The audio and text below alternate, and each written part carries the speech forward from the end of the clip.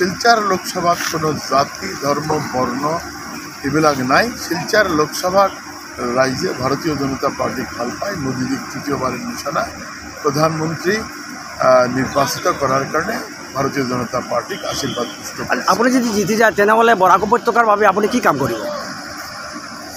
কাম আমাৰ বহুতখিনি আছে।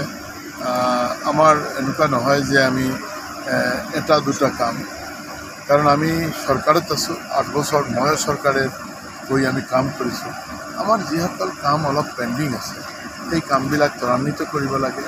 আৰু এটা কাম বিশেষকৈ এটা কাম যে আমাৰ এই বৰাক উপত্যকাত বা শিলচৰ লোকসভাত আমাৰ যি নিবনুৱা যুৱকসকল আছে তেওঁলোকৰ কাৰণে আমাৰ প্ৰাইভেট ছেক্টৰ হওক বা চৰকাৰী ছেক্টৰৰ ফালৰ পৰা কিবা যদি আমি ডাঙৰ ফেক্টৰী বা কিবা প্ৰতিষ্ঠান আমি গঢ় লৈ উঠাব পাৰোঁ তেনেহ'লে আমাৰ কৰ্মসংস্থানৰ কথাটো যুৱা বন্ধুসকলে তেওঁলোকে ওচৰ পাজৰ যদি পায় তেনেহ'লে বাহিৰত যাব নালাগে। এইখিনি কাম কৰাৰ প্ৰয়াস থাকিব। বাকীতো যোগাযোগ ব্যৱস্থাৰ কাম চলি আছে, আপোনালোকে জানে। বাকী ডেভেলপমেণ্টেৰ কামবিলাক ধুনীয়াকৈ চলি আছে। পাইপলাইনত বহুতখিনি আছে। এইবিলাক যিমান সোনকালে পাৰোঁ আমি গ্ৰাউণ্ডেড কৰাৰ আমি চিন্তা কৰোঁ। আৰু চৰকাৰী পৰ্যায়ৰ কামখিনি ধুনীয়াকৈ চলি আছে। তেওঁলোকে ভাল ব্যৱস্থাও কৰিছে গণনাৰ ক্ষেত্ৰত। আৰু আমাৰ জয় পৰাজয়ৰ কথা আপুনি যিটো সুধিছে, আমি ইলেকশ্যনের পাছতে আমি আমার সংগঠনের লগতে কথা কৈছোঁ আপ টু বুথ লেভেল। ঠিক তেনেকৈ আমি পৰম শ্ৰদ্ধাৰ ৰাইজৰ লগতে কথা কৈছোঁ।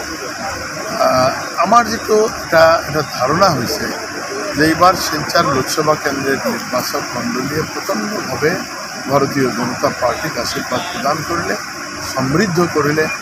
আমি অন্তত 2/3 মেজৰিটিৰ ওপৰত কাষ্টিং ভোটৰ আমি পাম। আৰ যদি এনেকুৱা হয় ঈশ্বৰৰ কৃপাত তেনেহ'লে ভাৰতীয় জনতা পাৰ্টি 3 থেকে 4 লাখ ভোটৰ ব্যবধানত বিজয় পাবে। গণনা কেন্দ্র এখানে ভোট গণনা হচ্ছে।